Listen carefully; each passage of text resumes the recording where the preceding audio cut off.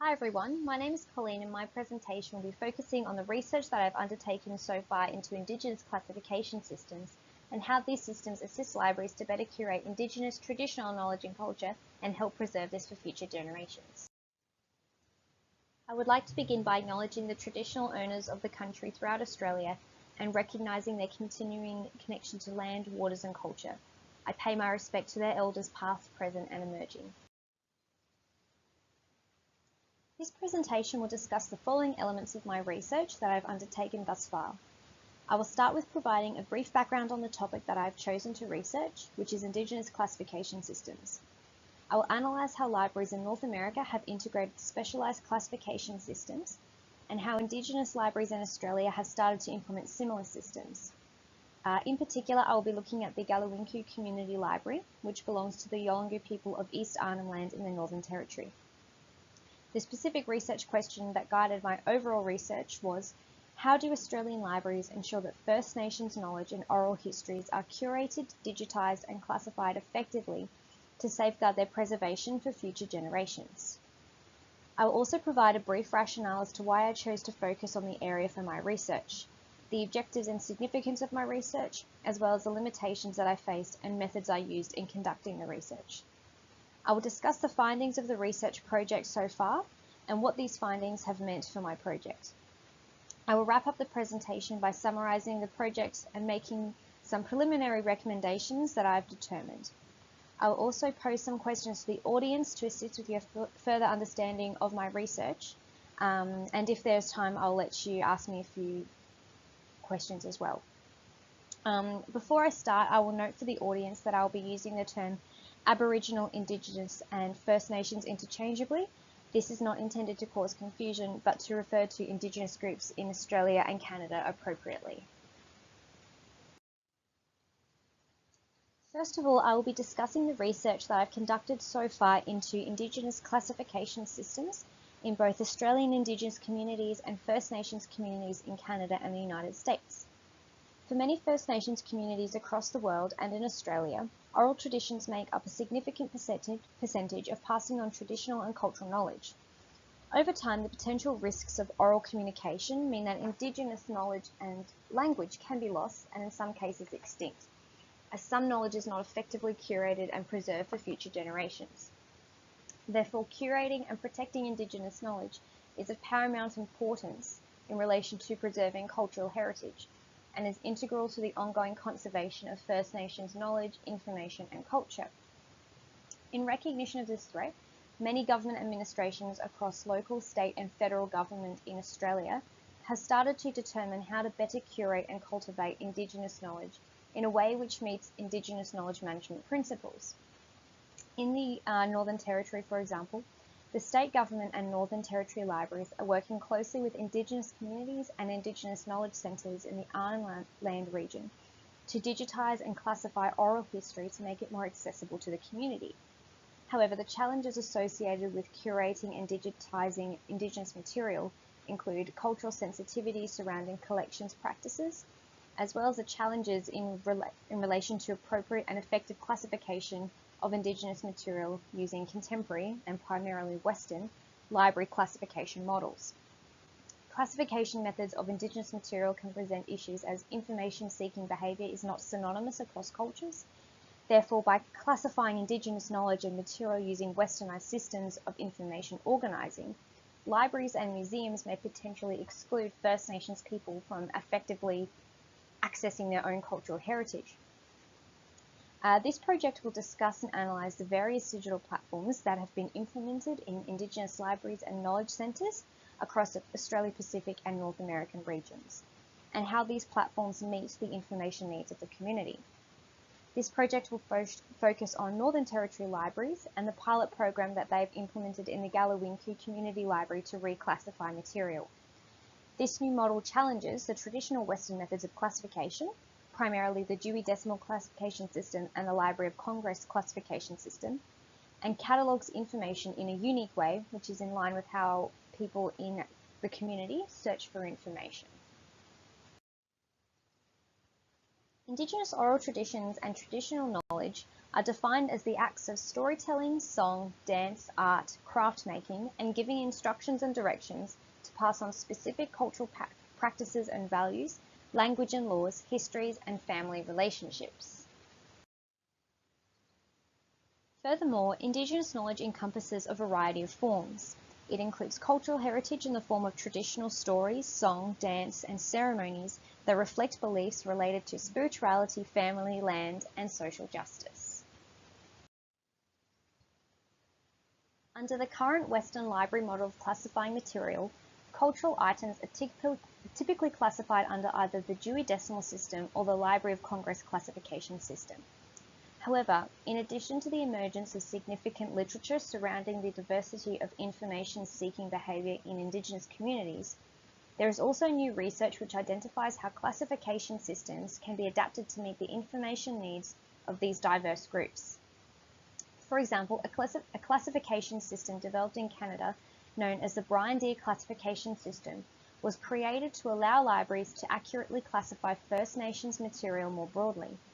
This system, similar to the Universal Decimal Classification, which can be found in special libraries, allows for special First Nations libraries to classify their collections more broadly across topic areas.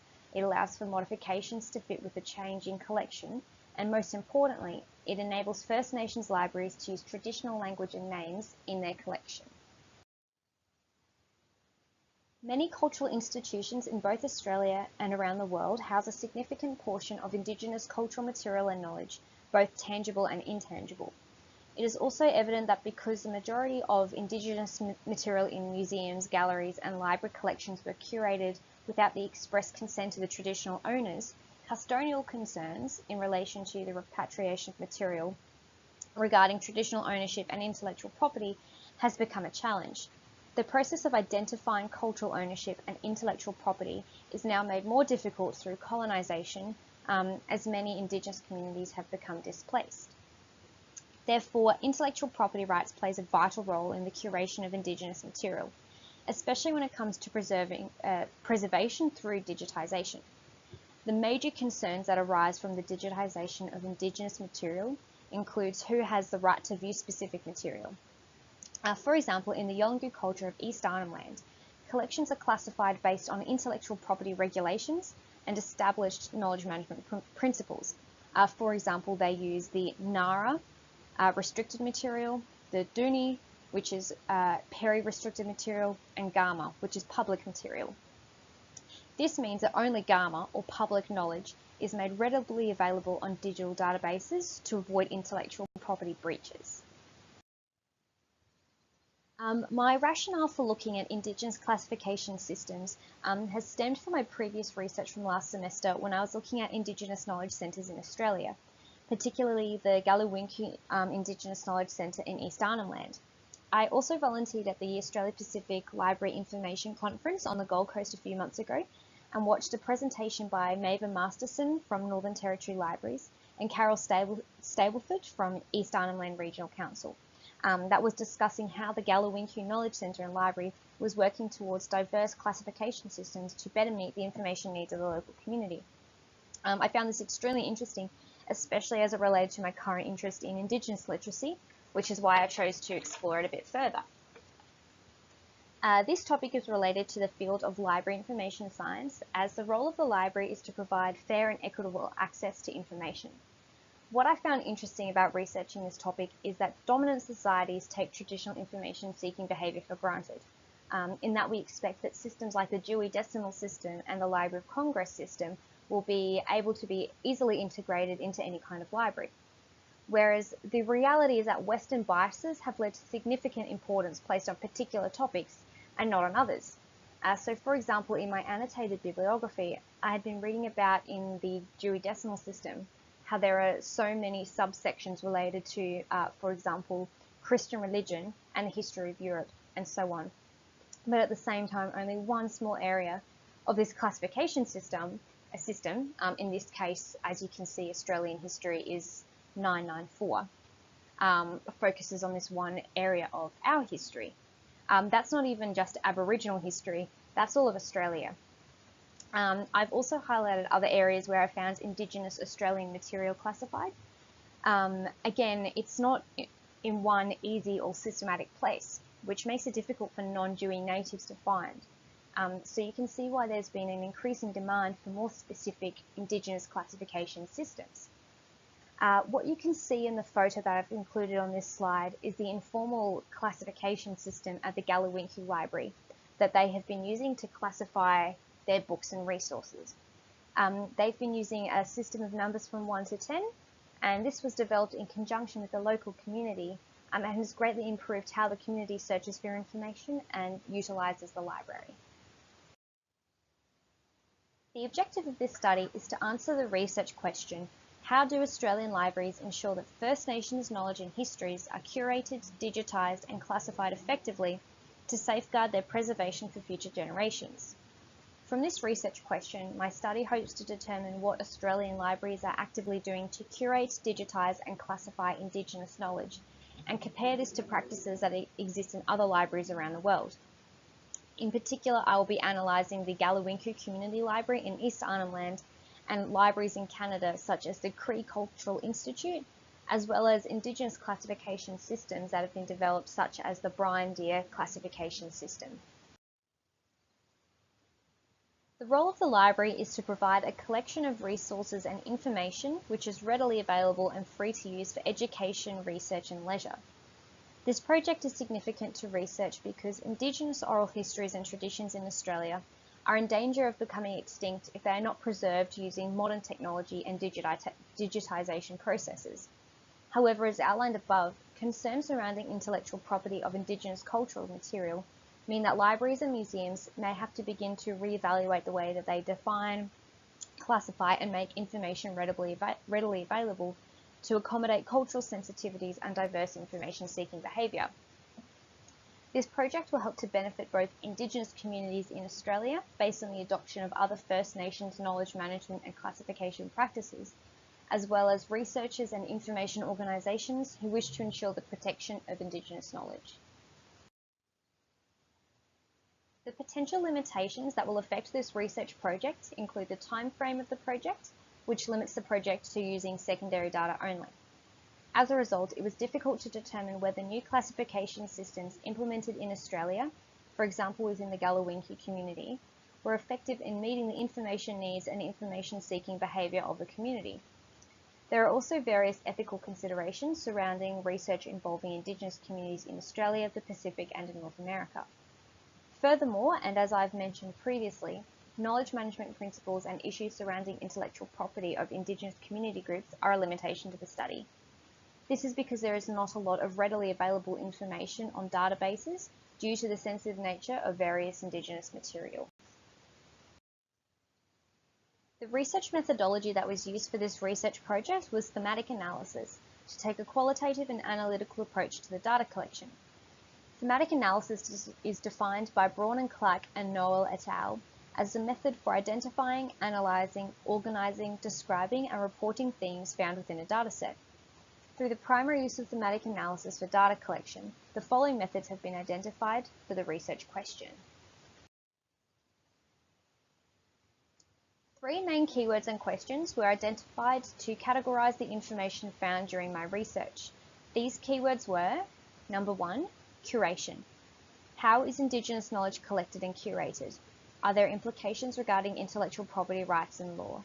What cultural sensitivities need to be considered in relation to the collection of Indigenous material, both tangible and intangible? And number 2, digitisation. How is this preservation technique appropriate, considering cultural sensitivities and intellectual property as it relates to Indigenous communities? And number 3, classification. How is Indigenous material currently organised for users? Is the current model effective and efficient for the user demographic? On this slide, I've outlined a few of the Boolean operators that I have started working with to find information relevant to my research topic. Not all of these search phrases yielded the results that I wanted and will therefore not be included in my final analysis. However, the first search operators that I have on the list, being Aboriginal collection and classification, and Aboriginal collection and curation, yielded significant and relevant results. Overall, there was an abundance of research available to use. Most of this was from Australia, but there was also useful results that I collected which analysed Indigenous classification systems in New Zealand and the South Pacific, Canada, and in Norway. To analyse the data that I had collected for this research project, I conducted a literature review of what I had collected, which was analysed through an annotated bibliography. From here, I either kept or discarded information based on its relevance to the research question, and I compared the common themes and principles that appear throughout the literature. Overall, I found that most of the literature shared common opinions in relation to Indigenous classification systems, and there was no real contradictory evidence available at this stage. A significant portion of the research discussed the Galawinku Indigenous Knowledge Centre as a case study and the library's efforts to transform itself to better meet the information needs of the community. Further analysis of additional resources was therefore driven by the inclusion of material that discussed the Galawinku community and its library. As this was a well-documented example of an Australian Aboriginal library implementing diverse classification systems, it was a great example to use in my research and to include in my final thesis. In addition, I had chosen to analyse resources that discuss the Brian Deer classification system. The Brian Deer system was developed in 1974 by a First Nations Canadian who wanted to be able to classify Indigenous material more broadly. This classification system has since been implemented in many First Nations libraries and cultural institutions across Canada. In particular, I decided to look at the Cree Cultural Institute in Quebec to look at how this institution has curated, digitised and classified their material. Therefore, in collecting and analysing the data for this aspect, I looked for resources that helped me to analyse the Brian Deer classification system and analyse how libraries in Canada had been classifying information. The findings of my research have indicated that whilst the Dewey Decimal System is a great tool, it is not necessarily the right tool to be used for everyone. The research has identified that a diverse classification system for Indigenous material has been considered for a while in Australia and has clearly been successfully implemented in countries such as Canada, which have a large Indigenous population. The evidence in the research has highlighted that people search for information differently across cultures. This is a result of a variety of reasons, including cultural differences, as well as differences in how histories are perceived, which I will explain in a little bit more depth in the next slide. The research also highlighted that the preliminary classification system that has been introduced in the Galawinku Community Library has been highly effective, even though it's still in its infancy. These are very promising results so far, and it will be interesting to see how this library further develops its Indigenous classification system to improve accessibility to Indigenous users. The impact of these findings so far do appear to be overwhelmingly positive. It is evident that through transforming libraries so that Indigenous material is classified differently in a way that meets the information needs of the target demographic, libraries can become more inclusive and show cultural sensitivity towards Indigenous material. The research into the Brian Deer classification system and the number system that has been developed by the Galawinku Community Library shows that Indigenous systems are more intuitive than traditional Western systems like the Dewey Decimal System. For example, these systems were created with Indigenous information-seeking behaviour in mind, and they understand how people search for information across cultures. On the right here I have an infographic that I will use to show how Western traditional thought views history versus Indigenous history. Down on the bottom we have linear time. This is how Western civilizations view history. We start our history with the Big Bang, followed by the dinosaurs, then we move into the history of early humanity and ancient civilizations. Then we move to the present and then to the future. The Dewey Decimal System works on how we view time in history, so it works exceptionally well for users who understand the Western concept of history. It does not work so well for Indigenous users who have a cyclical concept of history and time, which is why Indigenous classification systems are different and work better for these users. If you also remember to a few slides back, I highlighted the diverse areas where you can find Indigenous Australian information as it's currently classified in libraries. There was some information from the 300s, in the 400s, the 700s, and then in the 994s. In the current classification system, it's all over the place. But the purpose of the Brian Deer system and other systems is that it becomes more concise and intuitive for Indigenous users and is more broad and specifically tailored to Indigenous information-seeking behaviour. The recommendations that have been determined so far have highlighted that libraries should consider implementing these diverse classification strategies so that First Nations material can be better classified. This would assist in libraries and other information organisations that have collected and curated Indigenous material, and it would also assist in the curation of intangible cultural heritage such as oral history and traditions. Important areas to note include having more advanced protections for Indigenous material and cultural heritage.